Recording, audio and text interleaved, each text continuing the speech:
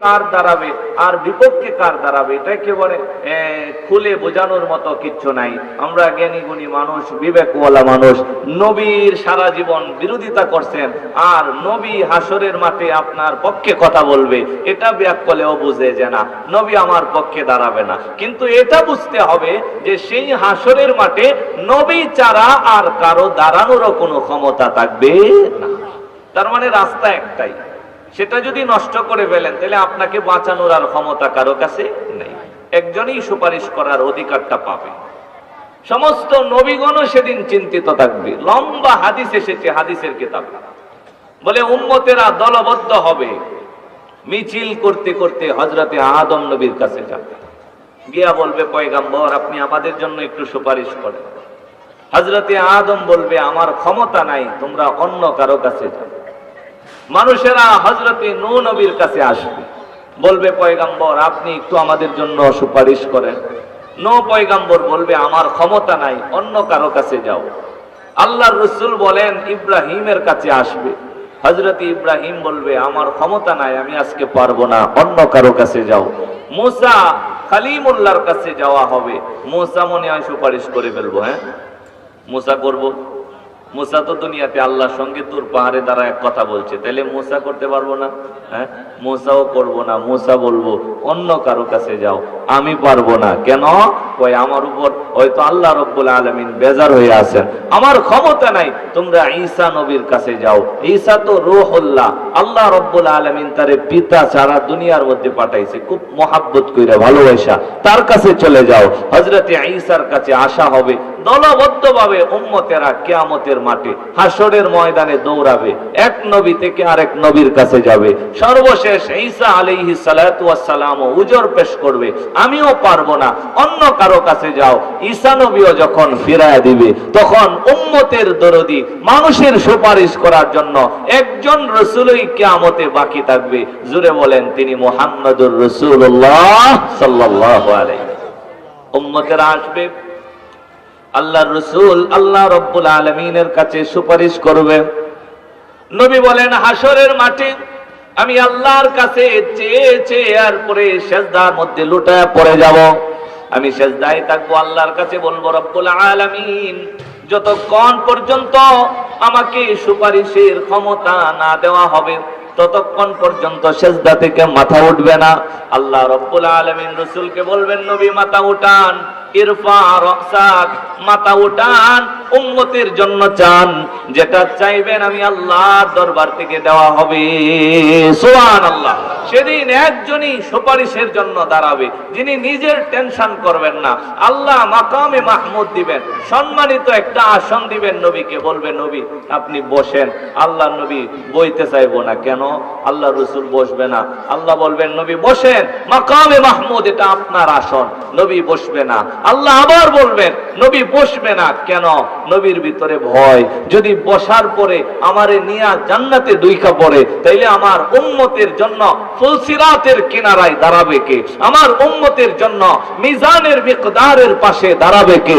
আমার উম্মতের জন্য জান্নাতের দরদি হইয়া আল্লাহ রাব্বুল আলামিনের কাছে কান্নাকাটি আর সুপারিশ করবে কে?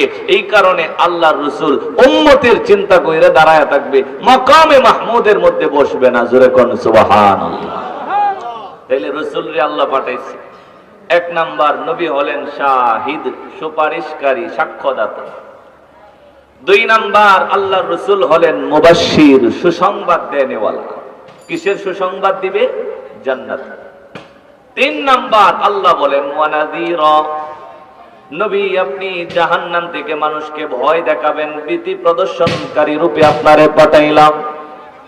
আমার ভাই খেয়াল করুন, সেই নবী মুহাম্মাদুর রাসূলুল্লাহ সাল্লাল্লাহু আলাইহি ওয়াসাল্লাম কে আল্লাহ ডেকে বলেন সূরা বাকারার 25 নম্বর আয়াতে, ওয়াবাশশিরিল্লাযীনা আমানু ওয়া আমিলুস সলিহাত আন্না লাহুম জান্নাতিন তাজরি মিন তাহতিহাল আনহার। আমি আগেই বলছিলাম এখানে চক্ষু ডাক্তার চক্ষু রোগী দেখবে, এই মাইকিং যখন করা হবে তখন এটা সবার জন্য সুসংবাদ নাকি চক্ষু রোগীদের জন্য সুসংবাদ? জোরে কোন সবার লাগি না চক্ষু রোগীদের জন্য? চক্ষু রোগীদের জন্য সুসংবাদ। ঠিক ওই রকম আল্লাহ রাব্বুল আলামিন নবীরে বলতেছে, নবী আপনি একটা সুসংবাদ শোনায় দিন। অবশ্যই নবী আপনি সুসংবাদ শোনান, সুসংবাদটা শোনায় দিন। সুসংবাদটা কাদের জন্য? আল্লাহ বলেন আল্লাযীনা আমানু ওয়া আমিলুস সালিহাত। দুই শ্রেণীর মানুষ যারা, দুইটা গুণ যেই মানুষটার মধ্যে আছে, দুইটা গুণ যেই মানুষটার মধ্যে আছে, সেই মানুষটাকে আপনি সুসংবাদ শোনায় দিন। জোরে বলেন কয়টা গুণ? দুইটা। এটাই হলো আলোচনার মূল টপিক। হ্যাঁ, আলোচনার মূল টপিক হলো দুই গুণ যার ভিতরে আছে তার জন্য নবীর পক্ষ থেকে দামি সুসংবাদ। জোরে কোন আছে না নাই? আরো জোরে কোন আছে না নাই? কয় গুণ থাকলে সুসংবাদ আছে? দুই গুণ। দুইটা গুণ খুব কঠিন না, একেবারে সহজ। আমি আরো সহজ করে বলে দিব, তাহলে দেখবেন একেবারে টেরই পাইছেন না। আর যদি এই দুইটা গুণ নিজের ভিতরে থাকে, তাইলে আল্লাহ বলছে নবীরে আপনি একটা সুসংবাদ শোনায় দিন। আচ্ছা, একটু টের পাইতেছেন? আল্লাহ যদি সুসংবাদটা শোনায়, এটা কি কম বড় সুসংবাদ না বেশি বড় সুসংবাদ? অনেক বড়, অনেক বড়। আল্লাহ যেমন মহান, আল্লাহর সুসংবাদও মহান। আল্লাহ যেমন বড়, আল্লাহর সুসংবাদও বড়। আল্লাহ যেমন আজিম, আল্লাহ সুসংবাদ আজিম। আল্লাহ যেমন রহমান, আল্লাহ সুসংবাদটাও দয়া দিয়া দিতেছে। নবীরে বলছে নবী সুসংবাদ শোনায় দিন। আল্লাযীনা, ওই মানুষদেরকে সুসংবাদ শোনাবেন। ওই যে মাইকিং হইতেছে, যে যাদের চোখে ছানি পড়ছে, দূরে বেশি দেখে কাছে কম দেখে, কাছে বেশি দেখে দূরে কম দেখে, চোখে চুলকায়, এদেরকে বিনামূল্যে আগামীকালকে এই পশ্চিম জালুয়াপাড়ার স্কুল মাঠে বিশেষজ্ঞ ডাক্তার, চক্ষু রোগী বিশেষজ্ঞ দেখবেন আপনাকে।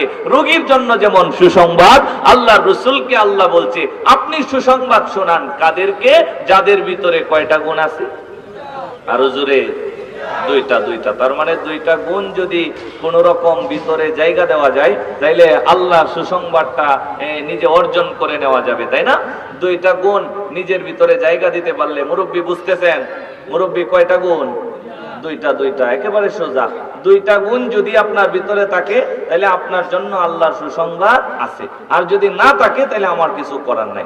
আমার ভিতরে যদি দুইটা গুণ থাকে, তাহলে আল্লাহর পক্ষ থেকে সুসংবাদ আছে। আর কারো ভিতরে না থাকলে জোর করে সুসংবাদ আপনি নিতে পারবেন না। চোখে অসুখ নাই, বেমার নাই, আপনি আসলেই কি আপনার চক্ষু রোগী দেখলে, ডাক্তার দেখলে উপকার হইব? উপকার না। এটা আপনি ইচ্ছা করে ফেলায় হাসলেও লাভ নাই। হ্যাঁ, যার চোখে সমস্যা তার জন্য সুসংবাদ। ঠিক ওই রকম যার ভিতরে দুইটা গুণ আছে তার জন্য নবীর পক্ষ থেকে সুসংবাদ। জোরে কোন সুবহানাল্লাহ। আল্লাহ বলেন নবী আপনি সুসংবাদ শোনান। ওয়াবাশশিরিল্লাযীনা আমানু ওয়া আমিলুস সালিহাত। আল্লাহ বলেন নবী আপনি সুসংবাদ শোনায় দিন। কাদেরকে শোনাইবেন? যাদের ভিতরে দুইটা গুণ আছে। আল্লাহ বলেন এক নাম্বার গুণ কি? আল্লাযীনা আমানু। আল্লাহ বলেন যারা ঈমান আনলো, কাটি দিলে, যারা আমি রবের উপর ঈমান আনলো, যারা আমার একত্ববাদের উপর বিশ্বাস করলো, যারা আমার আল্লাহর উপর ঈমান আনতে পারলো নবী, তাদের ভিতরে এক নাম্বার গুণ আছে। যারা ঈমান আনলো, দুই নাম্বার গুণ ওয়া আমিলুস সালিহাত। নবী যারা ঈমান আনার পর নেক আমল করলো, এক নাম্বার যারা ঈমান আনলো, দুই নাম্বার যারা নেক আমল করলো। এক নাম্বার যারা ঈমান আনলো, দুই নাম্বার যারা নেক আমল করলো। আল্লাহ বলেন নবী আপনি তাদেরকে সুসংবাদ শোনায় দিন। সুবহানাল্লাহ। তাহলে বিষয়টা সহজ হয়ে গেছে। কয়টা গুণ থাকলে সুসংবাদ আছে? দুইটা। সুসংবাদটা কি এটা আর একটু পরে বলবো। আগে দুইটা গুণ কি? এক নাম্বার আল্লাহর রাসূলকে আল্লাহ বলছে সুসংবাদ শোনান তাদেরকে যাদের ভিতরে দুইটা গুণ আছে। এক নাম্বার গুণ হলো আল্লাযীনা আমানু, যারা ঈমান এনেছে। দুই নাম্বার গুণ হলো ওয়া আমিলুস সালিহাত, এবং দুনিয়াতে নেক আমল করছে। কথা কি বুঝাইতে আল্লাহ? এক নাম্বার বলছে আল্লাযীনা আমানু, যারা কি করছে? ঈমান আনছে। ঈমান কি বুঝেন? হ্যাঁ, ঈমান এটা তো বাজারে পাওয়া যাবে না। ঈমান কি? আল্লাহর রাসূল সাল্লাল্লাহু আলাইহি ওয়াসাল্লাম ঈমানের সুন্দর একটা পরিভাষা, ঈমানের সুন্দর একটা ডেফিনেশন দিয়ে দিচ্ছে। নবীজি এই হাদিসটা আমি প্রায়ই বলি, এটাকে হাদিসে জিবরিল বলা হয়। হ্যাঁ, নবীজি সাল্লাল্লাহু আলাইহি ওয়াসাল্লাম একদিন বসা ছিলেন, সামনে সাহাবায়ে কেরাম বসে আছে। খেয়াল করবেন, হযরত ওমর রাদিয়াল্লাহু তাআলা আনহু বলেন আমরা যে এতগুলি সাহাবা সামনে বসে রইলাম, কিছুক্ষণ পরে একটা লোক আসছে। লোকটা অপরিচিত, আমাদের এইখানে যারা আসি সাহাবায়ে কেরাম কেউ তাকে চিনি না। তার পরনে ধবধবে একটা সাদা পোশাক, আর মাথার চুলগুলি কুচকুচে কালো এবং আঁচড়ানো, খুব পরিপাটি অবস্থায় লোকটা আসছে। হযরতে ওমর বলেন, লোকটা যখন আসছে তখন আমরা চমকে গেছি। কেন? বলে, যদি লোকটা দ্বারে কাছের কোনো লোক হয় তাহলে আমাদের মধ্যে কেউ না কেউ তারে চিনবে। কথা ঠিক না? হ্যাঁ, মনে করেন ঠিক কয়েল একেবারে পশ্চিম পাড়াতে একটা লোক আছে, এখানে যারা আছেন আপনারা কেউ না কেউ তারা চিনবেন না? অবশ্যই চিনবেন। যদি কিশোরগঞ্জ থেকে আসে, 1400 থেকে আসে, এরপরেও কেউ না কেউ তারে চিনে ফেলবে। হযরতে ওমর বলেন, যদি কাছাকাছি কোনো এলাকা থেকে আসতো তাহলে আমাদের মধ্যে কেউ না কেউ তাকে চিনত। আবার উনি টেনশনে পড়ে গেছে, যদি বেশি দূর থেকে আসতো তাইলে ওনার শরীরে এত পরিষ্কার কাপড় তো থাকতো না, এটা ময়লা হয়ে যেত। কারণ দুলাবালুর মাঝখান দিয়ে আসতো, কাপড় ময়লা হয়ে যেত। চুল এত সুন্দর আঁচড়ানো কালো কুচকুচে থাকতো না, পরিপাটি, চুলগুলো উস্কো কুস্কো হয়ে যেত, হ্যাঁ, এবড়ু খেবড়ু হয়ে যেত। হযরতে ওমর বলেন, সাংঘাতিক বিষয়, লোকটাকে কেউ চিনি না। আবার ওমর বলেন, আমরা যে এতগুলি সাহাবা বসে রইলাম, নবী তো আমাদের সবার সামনে বসছে, এই লোকটা এসে আস্তে আস্তে আমাদের সবাইকে ডিঙিয়ে একেবারে সামনে চলে আল্লাহর রাসূলের সামনে গিয়া বসে রয়েছে। কেমন ভাবে বসছে?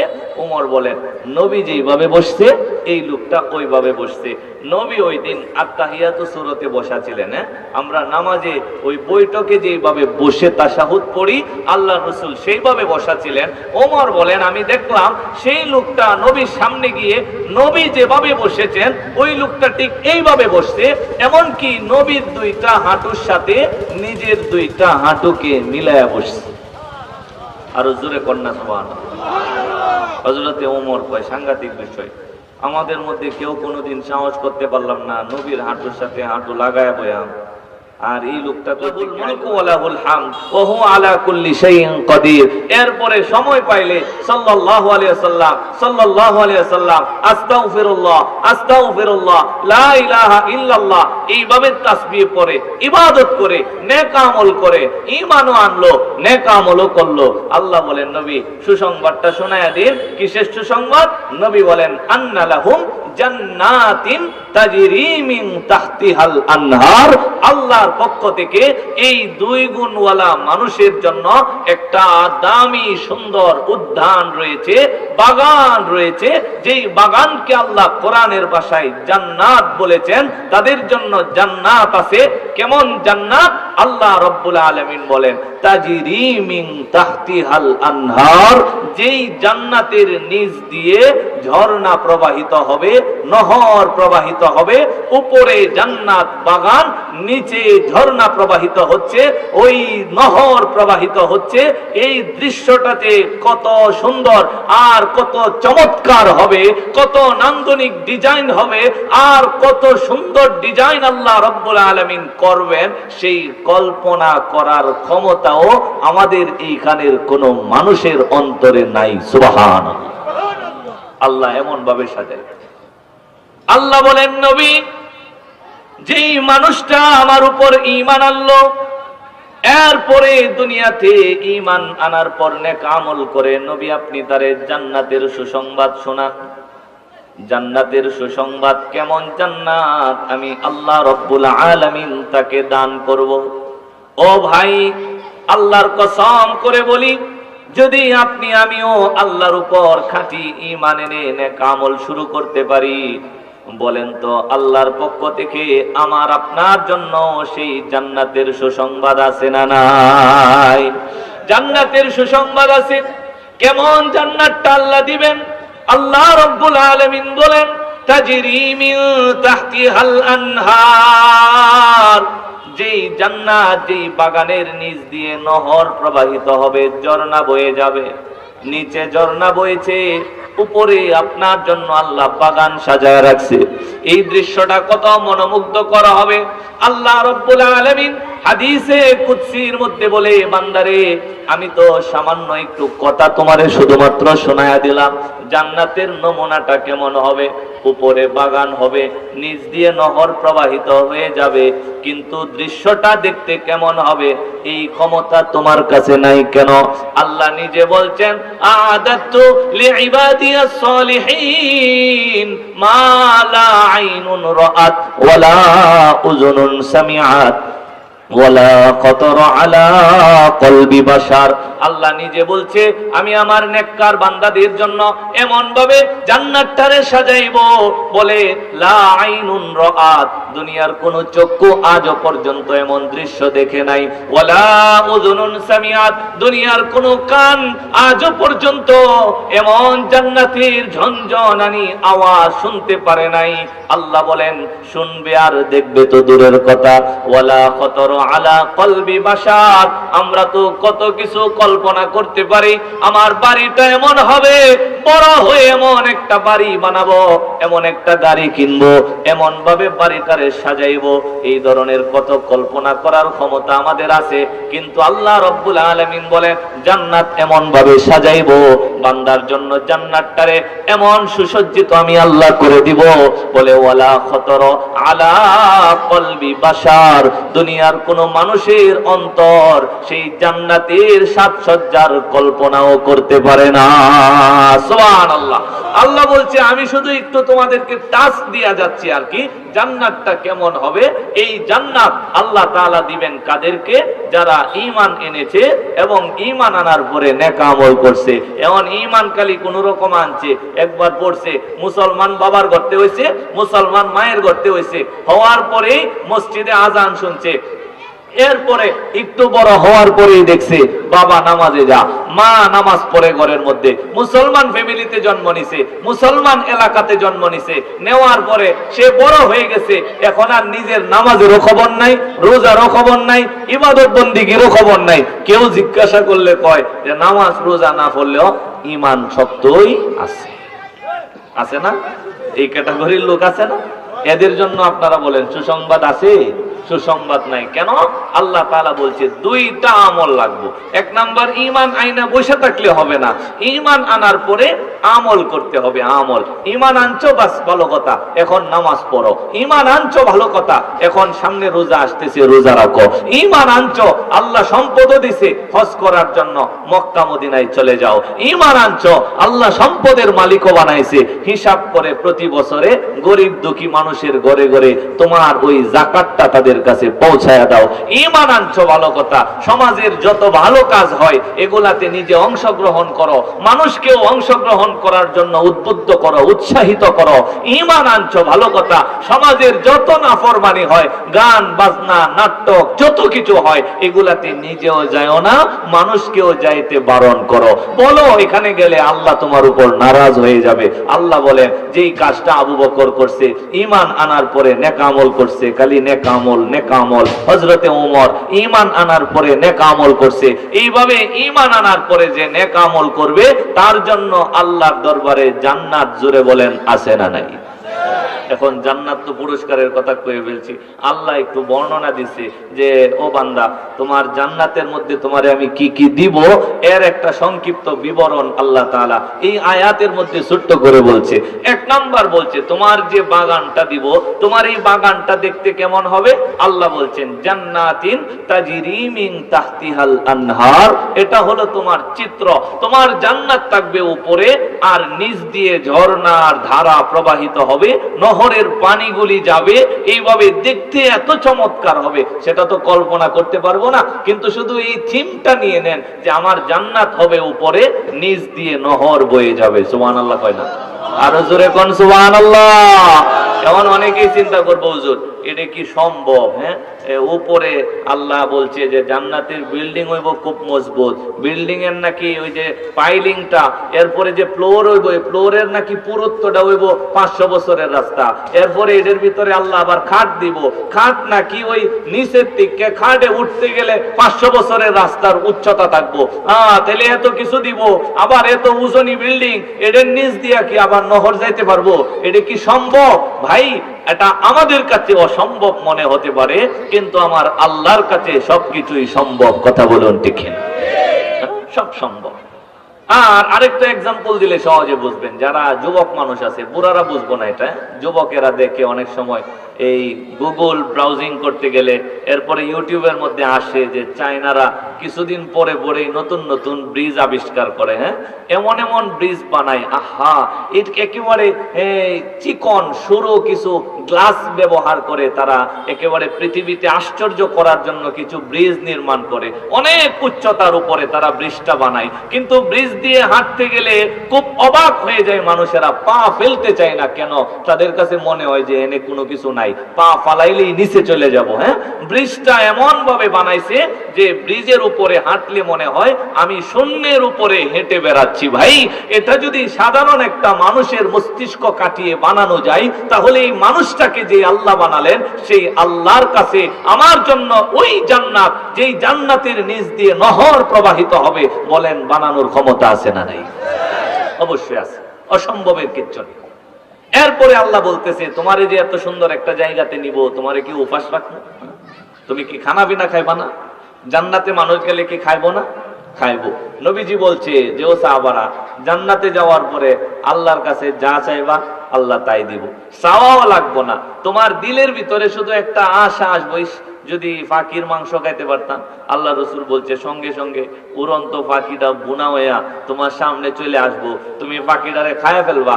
খাওয়ার পরে এই হাড়গুড় ফালাইবা, একটু পরে দেখবা এই হাড়গুড় থেকে আর একটা পাখি ওইরা ফুরুত করে উড়াতে চলে গেছে। সুবহানাল্লাহ। নবী বলছেন যা চাইবা তা পাইবা, যা চাইবা তা পাইবা।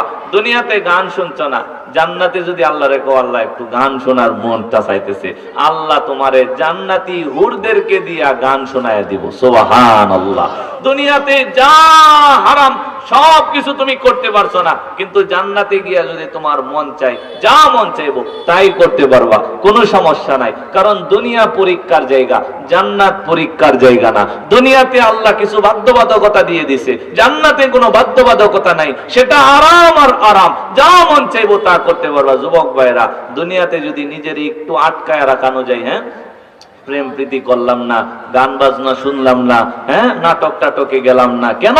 আল্লাহ নারাজ হয়ে যাবো, এই চিন্তা করে যদি একটু আটকায় রাখা যায়, আল্লাহ রাব্বুল আলামিন বলছে তুমি যখন জান্নাতে চলে যাইবা তখন যা চাইবা আল্লাহ রাব্বুল আলামিন তোমার জন্য তাই উপস্থিত করে দিবেন। সুবহানাল্লাহ।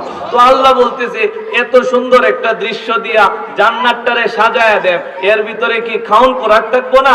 আল্লাহ বলেন থাকবে। কুল্লামা রুজিকু মিনহা মিন সামারাতির রিজকা ক্বালু হাযাল্লাযী রুজিকনা মিন ক্বাবলু ওয়া উতু বিহি মুতাশাবিহা ওয়া লাহুম ফিহা আজওয়াজুম মুতাহহারা ওয়া হুম ফিহা খালিদুন।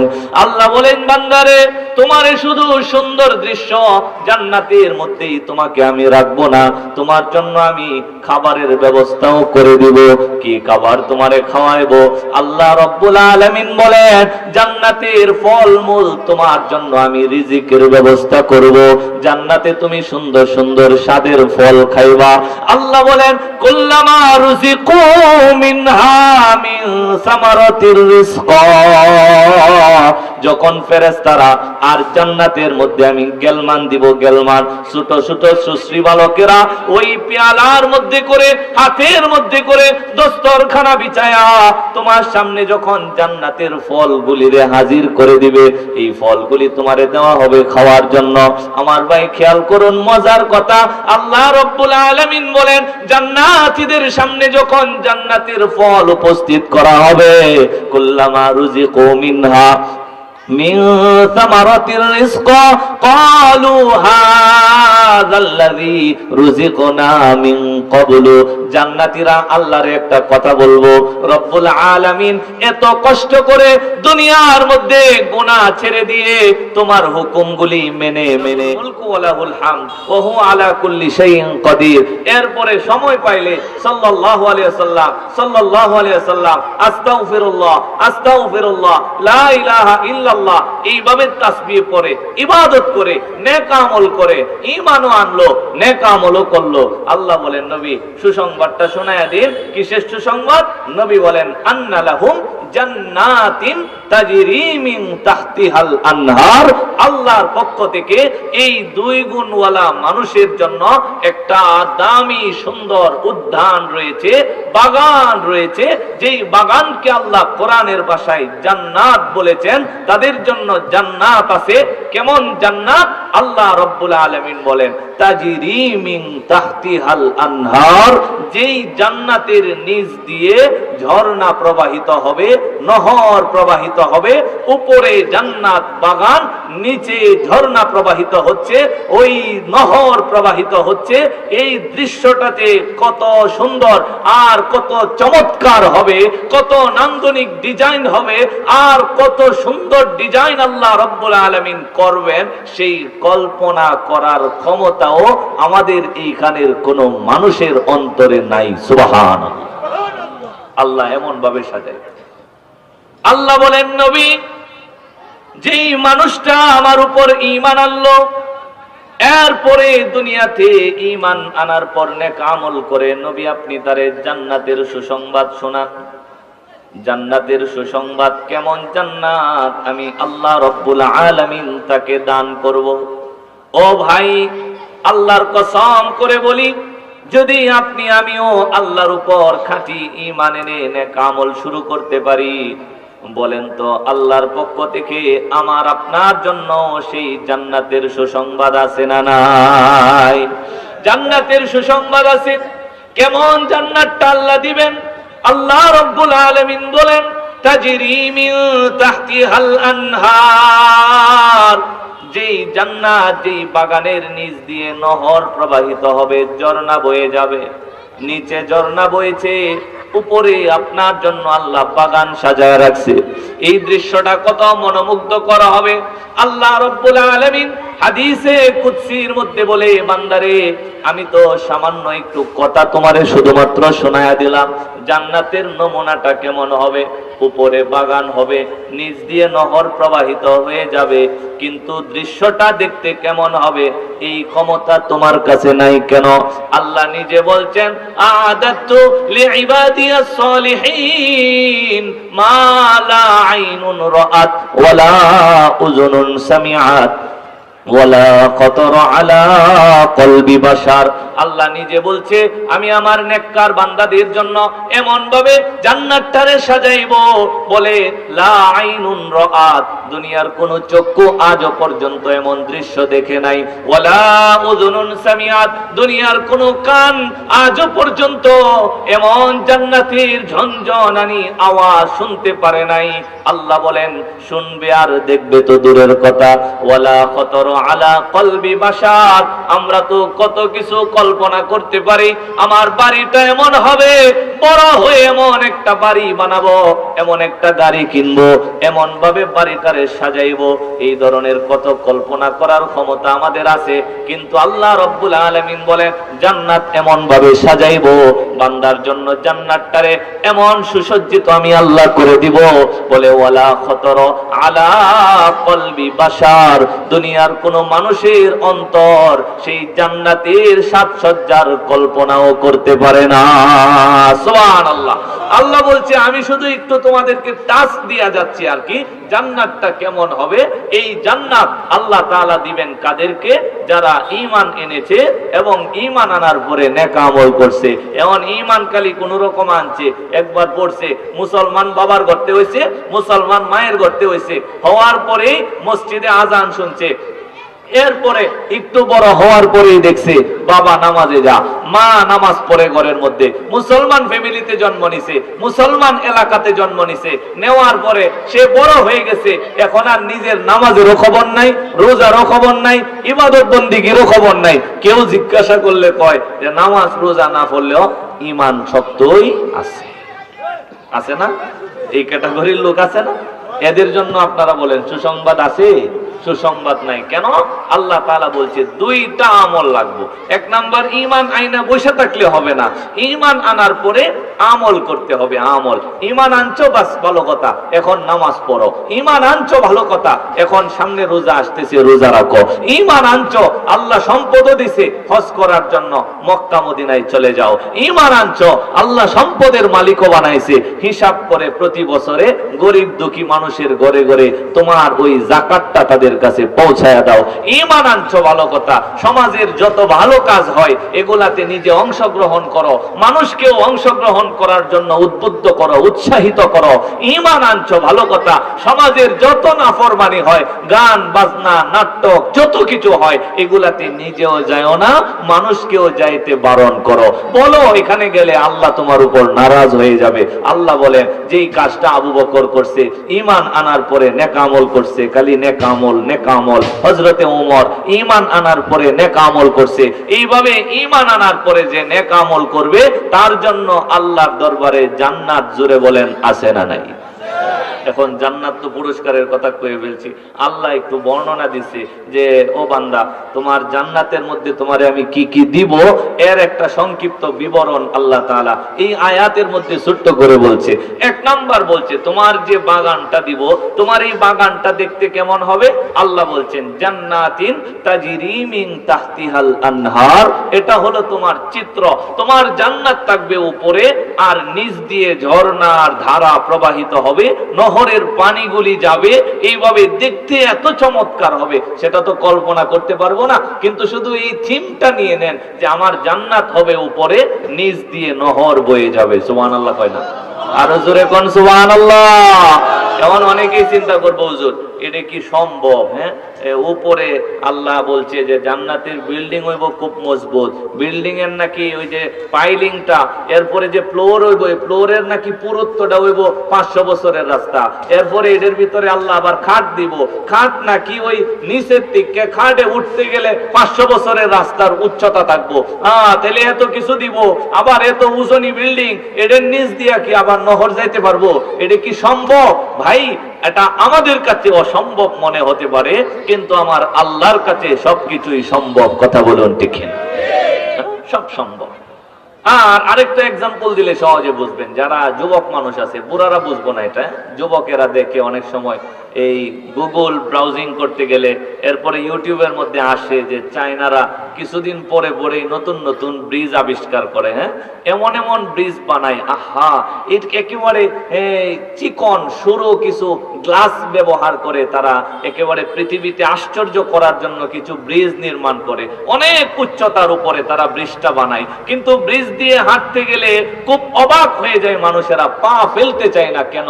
তাদের কাছে মনে হয় যে এনে কোনো কিছু নাই, পা ফালাইলেই নিচে চলে যাব। হ্যাঁ, ব্রিজটা এমন ভাবে বানাইছে যে ব্রিজের উপরে হাঁটলে মনে হয় আমি শূন্যের উপরে হেঁটে বেড়াচ্ছি। ভাই, এটা যদি সাধারণ একটা মানুষের মস্তিষ্ক কাটিয়ে বানানো যায়, তাহলে এই মানুষটাকে যে আল্লাহ বানালেন সেই আল্লাহর কাছে আমার জন্য ওই জান্নাত, যেই জান্নাতের নিচ দিয়ে নহর প্রবাহিত হবে, বলেন বানানোর ক্ষমতা আছে না নাই? অবশ্যই আছে, অসম্ভবের কিচ্ছু নেই। এরপরে আল্লাহ বলতেছে তোমারে যে এত সুন্দর একটা জায়গাতে নিব, তোমারে কি উপাস রাখবো? তুমি কি খানা বিনা খাইবা না? জান্নাতে মানুষ গেলে কি খাইবো না? খাইবো। নবীজি বলছে যে ও সাহাবারা, জান্নাতে যাওয়ার পরে আল্লাহর কাছে যা চাইবা আল্লাহ তাই দিব, চাওয়াও লাগবো না। তোমার দিলের ভিতরে শুধু একটা আশা আসবো, যদি ফাঁকির মাংস খাইতে পারতাম।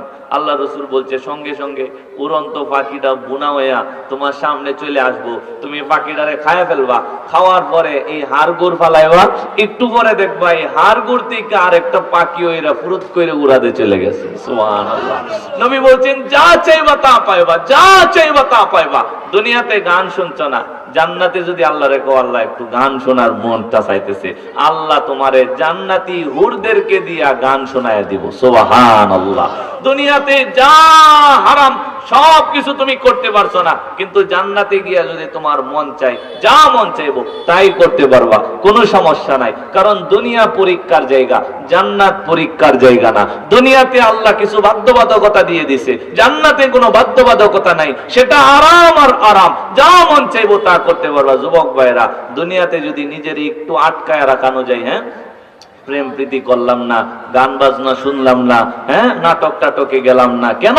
আল্লাহ নারাজ হয়ে যাব। এই চিন্তা করে যদি একটু আটকায় রাখা যায়, আল্লাহ রাব্বুল আলামিন বলছে তুমি যখন জান্নাতে চলে যাইবা তখন যা চাইবা আল্লাহ রাব্বুল আলামিন তোমার জন্য তাই উপস্থিত করে দিবেন। সুবহানাল্লাহ। তো আল্লাহ বলতেছে এত সুন্দর একটা দৃশ্য দিয়া জান্নাতটারে সাজায়া দেন, এর ভিতরে কি খাউন খোরাক থাকবো না? আল্লাহ বলেন থাকবে। কুল্লামা রুজিকু মিনহা মিন সামারাতির রিজকা ক্বালু হাযাল্লাযী রুজিকনা মিন ক্বাবলু ওয়া উতু বিহি মুতাশাবিহা ওয়া লাহুম ফিহা আজওয়াজুম মুতাহহারা ওয়া হুম ফিহা খালিদুন। আল্লাহ বলেন বান্দারে তোমারে শুধু সুন্দর দৃশ্য জান্নাতের মধ্যেই তোমাকে আমি রাখবো না, তোমার জন্য আমি খাবারের ব্যবস্থাও করে দিব। কি খাবার তোমারে খাওয়াইবো? আল্লাহ রাব্বুল আলামিন বলেন জান্নাতের ফলমূল তোমার জন্য আমি রিজিকের ব্যবস্থা করব। জান্নাতে তুমি সুন্দর সুন্দর স্বাদের ফল খাইবা। আল্লাহ বলেন কুল্লামা রুজিকু মিনহা মিন সামারাতির রিজকা, যখন ফেরেশতারা আর জান্নাতের মধ্যে আমি গেলমান দিব, গেলমান ছোট ছোট সুশ্রী বালকেরা ওই পেয়ালার মধ্যে করে হাতের মধ্যে করে দস্তরখানা বিছায়া তোমার সামনে যখন জান্নাতের ফলগুলিরে হাজির করে দিবে, এই ফলগুলি তোমারে দেওয়া হবে খাওয়ার জন্য। আমার ভাই খেয়াল করুন মজার কথা, আল্লাহ রাব্বুল আলামিন বলেন জান্নাতীদের সামনে যখন জান্নাতের ফল উপস্থিত করা হবে, কুল্লামা রুজিকু মিনহা মিন সামারাতির রিজকা ক্বালু হাযাল্লাযী রুজিকনা মিন ক্বাবলু, জান্নাতীরা আল্লাহর একটা কথা বলবো, রব্বুল আলামিন এত কষ্ট করে দুনিয়ার মধ্যে গুনাহ ছেড়ে দিয়ে খুব কষ্ট করে জান্নাত পর্যন্ত আসলাম, আল্লাহ কেমন ফল তুমি জান্নাতের মধ্যে দিলা, এই ফল তো আগেও দুনিয়াতে খাইছি, এই ফল খাওয়ার জন্য তো জান্নাতে আসি না, জান্নাতের ফল তো ব্যতিক্রম হবে, দুনিয়াতে থাকতে আশা করছি। সুবহানাল্লাহ। আল্লাহ বলেন ফলের পেয়ালাটা যখন, ফলের ওই কার্টুনটা যখন সামনে দিব, এরপরে জান্নাতীরা আল্লাহরে বলবো আল্লাহ কি ফল দিলা? হ্যাঁ, এই মিনহা কুল্লামা রুজিকু মিনহা মিন সামারাতির রিজকা ক্বালু হাযাল্লাযী রুজিকনা মিন ক্বাবলু, আল্লাহ এই ফল তো আগেই দুনিয়াতে খাইছি। হ্যাঁ, গরিব হোক ধনী হোক ফল তো মাঝে মধ্যে খাই আমরা, কথা ঠিক না? এই যে দুনিয়াতে আঙ্গুর যদিও অনেক দাম যায় কিন্তু মাঝে মধ্যে অল্প কিনে খাওয়া হয়, আপেল খায়, মালটা খায়, কমলা খায়, কত কিছু খায়। এখন বড়ইয়ের সিজন আসছে, ওই বাজার থেকে বড়ই কিনে এনে খায়, সবই তো টুকটাক খাওয়া হয়। তো আল্লাহ রাব্বুল আলামিন বলেন আমি জান্নাতে জান্নাতীদের সামনে যে ফল দিব ওয়া উতুবিহি মুতাশাবিহা, আল্লাহ বলেন দুনিয়াতে যে ফল এই ফল ওই জান্নাতে জান্নাতীদের সামনে আমি দিয়ে দিব। সুবহানাল্লাহ। আচ্ছা, এই ফুলের ঘাট বাজারে যে আপেল পাওয়া যায়, এই আপেল যদি জান্নাতের মধ্যে আমার আপনার সামনে দেয় তাহলে কি মন খুশি হইব? হ্যাঁ, আমি আপনি কয়েমেডে কি দিছেন, এটা তো দুনিয়াতে থাকতেই ফুলের গাতে 300 টাকা 250 টাকা কেজি কিনে খাইছি, এটা খাওয়ার লাগি তো জান্নাতে আইছি না। আপনি কইছেন জান্নাতে নিয়ামত দিবেন, যা চাইম তাই পাইম, কি ফলটা দিলেন? এই ফল খাওয়ার জন্য কি জান্নাতে আইছি? আল্লাহ বলেন জান্নাতীরা আল্লাহকে এই কথাটা বলবে, আল্লাহ এরকম ফল তো আগেই খাইছি, হ্যাঁ এখন এটা কি ফল দিলা? এই ফল খাওয়ার জন্য জান্নাতে আসি নাই। আল্লাহ রাব্বুল আলামিন বলে বান্দারে ফল যদিও দেখতে একরকম হবে কিন্তু আমি আল্লাহ রাব্বুল আলামিন স্বাদের ক্ষেত্রে আকাশ আর জমিনের মতো তফাৎ করে দিব। সুবহানাল্লাহ। জান্নাতীরা যখন আপেলটা এক কামড় মুখের মধ্যে দিব তখন দেখবো বাবারি এই স্বাদ তো দুনিয়ার কোনো আপেলের মধ্যে ছিল না। যখন একটা আঙুর ছিঁড়া মুখের মধ্যে দিব তখন টের পাইবো আহা এই স্বাদ তো দুনিয়ার কোনো আঙুরের মধ্যে ছিল না, এটা তো দুনিয়ার আঙুরের চাইতে লক্ষ কোটি গুণ বেশি স্বাদ লাগতেছে, এটা তো দুনিয়ার আপেলের চাইতে লক্ষ কোটি গুণ বেশি স্বাদ লাগতেছে। আমি কি কিচ্ছা কইতেছি না কোরআনতে বলতেছি? কোরআন থেকে সূরা বাকারা 25 নম্বর আয়াত। আপনার প্রয়োজন হলে আপনি নিজেও যেই অর্থওয়ালা কোরআন আছে সেটা খুলে দেখতে পারবেন। হ্যাঁ, সূরা বাকারা 25 নম্বর আয়াত। আল্লাহ বলেন কুল্লামা রুজিকু মিনহা মিন সামারাতির রিজকা قالوا هذا الذي رزقنا من قبل وأتوا به متشابها। জান্নাতীরা আল্লাহকে বলবে, ও রব্বুল আলামিন, এই যে ফলগুলি দিলা এগুলা তো দুনিয়াতেও খায়া আসছি, এই ফল খাওয়ার জন্য তো জান্নাতের মধ্যে আসি নাই। রব্বুল আলামিন জান্নাতের ফলগুলি দাও। আল্লাহ রব্বুল আলামিন বলেন, যদিও দেখতে জান্নাতীর ফলগুলি ওই দুনিয়ার ফলের মতোই দেখা যাবে, কিন্তু আমি আল্লাহ তাআলা স্বাদে ভিন্নতা ঘটায়া দিব, এমন স্বাদ দিব, এই স্বাদ আর দুনিয়ার ফলের স্বাদের মধ্যে আকাশ আর জমিনের মধ্যে তফাৎ। মুফাসসিরিনে কেরামগণ ব্যাখ্যা করেন, এই ফলগুলি কেন জান্নাতের ফলের মতন দেখা যাবে, এর পিছনেও কারণ আছে। আপনি পশ্চিম জালুয়া পাড়ার মানুষ, সারা জীবন বাজারের মধ্যে আপেল, আঙ্গুর, কমলা, মালটা, পেয়ারা এগুলা দিয়ে কাবর হয়েছেন, আমের সিজনে আম খাইছেন। জান্নাতে যাওয়ার পর হঠাৎ যদি এমন একটা ফল আপনার সামনে আল্লাহ দিয়ে দিল, এই ফল দুনিয়াতে জিন্দিগিতে চোখে দেখতে পান নাই, মনে করেন একটা ড্রাগন, এই ড্রাগন যদি আমাদের দেশে না আসতো আমরা বুঝতাম না এটার বাকল ফালায়া এর ভরে খাইতে হয়, আমরা মনে করতাম এই ভাই মনে হয় পেয়ারার মতো সাবায়া খাওয়া লাগে, কথা ঠিক কিনা? কিন্তু এখন আসছে, মানুষ কিনে আনে, বাড়িতে আনে, এরপরে খায়। তাহলে এইটার সাথে আমরা একটা ফলের সাথে পরিচয় আছে না নাই? মুফাসসিরিনে কেরামগণ বলে, জান্নাতে যাওয়ার পরে আল্লাহ যদি নতুন কোন ফল দিত তাহলে মানুষ ফেস লাগায়া দিত, এটা কেমনে খাইবো, এটা কি সিল্লে খাইতেইব না কামড়ায় খাইতেইব, এর পিছনে মানুষ বিরাট এক বিভ্রান্ত হয়ে যেত, কথা ঠিক কিনা? এই কারণে আল্লাহ বলেন, ও বান্দারা, ফল আমি ওইটাই দিব যেটা দুনিয়াতে খায় আসছো। কারণ কি, তোমার সামনে যখন মালটাটা দেওয়া হইব তখন তুমি মালটাটা দইরে টিপ দিয়ে বুঝবা যে এটা কমলা না, সুতরাং এটারে নুক দেয়া এই চেষ্টা করলেও সিলন যেত না, এটারে কাটতে খাইতে হইব। আবার যখন এটা টিপ দিয়ে দেখবো নরম, তখন এটারে কাটলে সুন্দর হইব না, এটা কমলা, এটারে বালহা চুলায় খাইতে হইব, কথা ঠিক কিনা? আপেল যখন আপনি দেখবেন তখন আপনি বুঝে ফেলবেন যে এটারে ফালানোর কিছু নাই, এটা চাবায়া খাইলেই হয়ে যাব। পেয়ারা দেখলে বুঝবেন যে এটা চাবায়া খাওয়া যাইব। এই কারণে মুফাসসিরিনে কেরামগণ বলেন, আল্লাহ দুনিয়ার মতন ফলই দিব যেন বান্দা সহজে খাইতে পারে, কিন্তু স্বাদ এমন পরিবর্তন করে দিবে দুনিয়ার ফলের স্বাদের সাথে সেই জান্নাতি ফলের স্বাদের কোনো মিল থাকবে না। সুবহানাল্লাহ। তাহলে দুইটা জিনিস দিল, এক নাম্বার সুন্দর দৃশ্য, দুই নাম্বার খাওয়ার জন্য ফল ফ্রুট, ঠিক আছে না? তিন নাম্বার আল্লাহ বলেন, শুধু দৃশ্য দিলাম আর খাবার দিলাম হবে না। আল্লাহ বলেন, ওয়ালাহুম ফিহা আজওয়াজুম মুতাহহারা। আমি আল্লাহ রাব্বুল আলামিন প্রত্যেকটা জান্নাতীকেই জান্নাতে প্রবেশ করানোর পর শুধুমাত্র তারে ফল দিয়ে আমি রিজিক দিব না, খাবার দিব না। আমি আল্লাহ রাব্বুল আলামিন জান্নাতে আনন্দ উল্লাস করার জন্য আমি আমার পক্ষ থেকে সুন্দর রমণীর ব্যবস্থা করে রাখছি, তাদেরকে আমরা বলি হুর। আল্লাহ রাব্বুল আলামিন সেই হুরদেরকে, জান্নাতি ওই মানুষদেরকে দান করবেন। হুরেরা কেমন হবে? আল্লাহর রাসূল সাল্লাল্লাহু আলাইহি ওয়াসাল্লাম বলেন, ওই হুরগুলা হবে পুত পবিত্র, হুরগুলা হবে সুন্দরী, হুরগুলা হবে খুব সন্তুষ্ট চিত্তা, হুরগুলা আপনারে কোনোদিন কষ্ট দিবে না, হুরগুলা আপনার উপর সন্তুষ্ট থাকবে। আল্লাহ রাব্বুল আলামিন বলেন, ওয়ালাহুম ফিহা আজওয়াজুম মুতাহহারা। আমি আল্লাহ তাদেরকে পুত পবিত্র হুর জান্নাতের মধ্যে দান করব। দুনিয়ার বিবি ঝগড়া লাগে, নবী বলেন জান্নাতের ওই হুরেরা ঝগড়া করবে না। দুনিয়ার বিবি 19 থেকে 20 হইলেই গাল ফুলায় নেয়, নবী বলেন জান্নাতের হুরেরা কোনোদিন গাল ফুলাইবে না।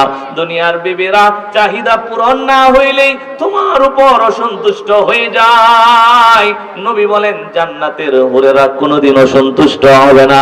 দুনিয়ার বিবির সর্দি কাশি হইলে নাক দিয়া ময়লা আসে, ওই কফ আসে, গলা দিয়া ময়লা আসে, নবী বলেন জান্নাতি হুরদের কোনোদিন কোনো জায়গা দিয়ে ময়লা আসবে না। আল্লাহর রাসূল বলেন কেন? ওয়ালাহুম ফিহা আজওয়া আজওয়াজুম মুতাহহারা, আল্লাহ তাদেরকে পুত পবিত্র করে বানাইছে, তাদের বাহিরটাও পবিত্র, ভিতরটাও পবিত্র। দুনিয়ার নারীদের মধ্যে হিংসা থাকে, অহংকার থাকে, বিদ্বেষ থাকে, তাদের মধ্যে হিংসাও নাই, অহংকারও নাই। আল্লাহ রব্বুল আলামিন বলেন, এক একটা ন্যূনতম জান্নাতীরে আমি আল্লাহ 72টা হুরের মালিক বানায়া দিব। সুবহানাল্লাহ। হ্যাঁ, মা বোনেরা কইব, হুজুর এতক্ষণ পর্যন্ত তো ভালোই আছি, শেষে আয়াজ এই কথাটা কইছিলেন, এই কথাটা কওয়ার পরে আর ভালো লাগলো না। না আম্মা জান, আপনার কোনো টেনশন নাই। নবী বলছে এই 72টা আর 72,000 যাই দেখ, আপনারে সবার সর্দারনি বানায়া দিব। হ্যাঁ, আপনি সবার সর্দারনি হইবেন, হুকুম দিয়া কাজ করাইবেন, আপনার কোনো কাজ করার প্রয়োজন পড়বে না। আল্লাহ রাব্বুল আলামিন আপনারে সবার মধ্যে সর্দারনি বানায়া রূপসী গুণবতী বানায়া দিব। সেদিন আপনিও দুনিয়ার মতো থাকবেন না। আল্লাহ রাব্বুল আলামিন জান্নাতি সাজে আপনারে সাজাইবো। আপনার স্বামীও বুই রয়ে গেছে, দাড়ি দুড়ি ফাঁকে গেছে। অনেক মহিলা চিন্তা করে, এই অবস্থায় জান্নাতে গেলে তো আমার নিজেরই দেখতে ভালো লাগতো না জামাইরে। হ্যাঁ, আল্লাহ বলেন যে না, নবী বলছে 30 থেকে 33 এই বয়সের যুবক বানায়া আল্লাহ রাব্বুল আলামিন প্রত্যেকটা বুড়ারে জান্নাতে ঢুকাইবো। সুবহানাল্লাহ। আমার ভাই, আল্লাহর রাসূল বলেন সেই জান্নাতে অনেক জান্নাতীরা আছে, তারা হুরের কাছে গান শুনতে চাইবো। হ্যাঁ, মন চাইবো। এটা দুনিয়াতে হারাম, কিন্তু জান্নাতে গেলে কিনা হারাম না। নবী বলছেন জান্নাতীরা, জান্নাতি হুরেরা তখন ওই জান্নাতি মানুষটাতে গান শোনাইবো। হ্যাঁ, গান শোনাইবো। গানের শেষের দু একটা কলি এরকম, জান্নাতি হুরেরা গান শোনাইবো। কিভাবে শোনাইবো? আপনারে শোনাইবো, এত সুন্দর করে শোনাইবো, এই গান দুনিয়াতে কোনো গায়িকা শোনানোর ক্ষমতাও রাখে না। জান্নাতি হুরেরা বলবে, নাহনুল খালিদাতু ফালা নাবিদু ওয়া নাহনুন নাইমাতু ফালা নাবআসু ওয়া নাহনুর রাদিয়াতু ফালা নাসকাতু ফাতুবা লিমান কানা লানা ওয়া কুন্না লাহু। সুবহানাল্লাহ। আমার তো শুন নাই। হ্যাঁ, হুরেরা তো এইভাবে শোনাইবো না, আমি শুধু কথাগুলি বলে দিলাম। কি বলছে হুরেরা? হুরেরা আপনারে বলবো, নাহনুল খালিদাতু ফালা নামিদু ওয়া নাহনুন নাইমাতু ফালা নাবআসু। ও বান্দা, কষ্ট করে দুনিয়ার মধ্যে কষ্ট কইরা আমল করে জান্নাতে আইছো। জান্নাতে আল্লাহ আমাদেরকে তোমার কাছে মালিক বানায় দিছে। ও বান্দা, নাহনুল খালিদাতু ফালা নাবিদু, আমরা হলাম চিরস্থায়ী, আমরা কোনোদিন তোমাদেরকে ছেড়ে দূরে চলে যাব না, আমরা চিরকাল তোমাদের কাছেই থাকবো। কেন? জান্নাতে তোমরাও চিরকাল থাকবা। আল্লাহ তোমাদেরকে আনন্দ দেওয়ার জন্য আমাদেরকেও চিরকাল তোমাদের কাছে রাখবে। সুবহানাল্লাহ। হুজুর চলে আসছে।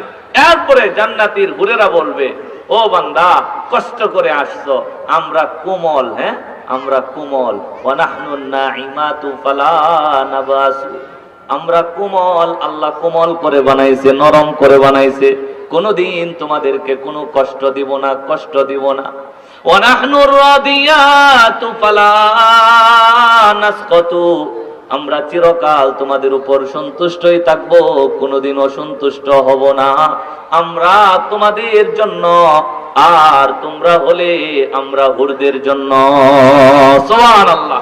এইভাবে হুরেরা আপনারে রং বেরঙের সুন্দর সুন্দর কালিমা যোগ কইরা গানগুলা শোনাইবো। ভাই, 1 নাম্বার সুন্দর দৃশ্যওয়ালা জান্নাতটা আপনার থাকবে, আপনি এটার মালিক। 2 নাম্বার রিজিক যে দিব, ফল, এক একটা ফলের স্বাদ দুনিয়ার ফলের চাইতে লক্ষ কোটি গুণ বেশি তফাৎ হয়ে যাবে। 3 নাম্বার আপনারে আল্লাহ রাব্বুল আলামিন জান্নাতে অনেকগুলি পবিত্র হুরদের মালিক বানায় দিব। এরপরে 4 নাম্বার, অনেকের মনের মধ্যে আসতে পারে, হুজুর কয়দিন পরে বাইর করে দিব, হ্যাঁ, কয় বছর রাখবো, এ ধরনের একটা চিন্তা ভাবনা আসতে পারে না?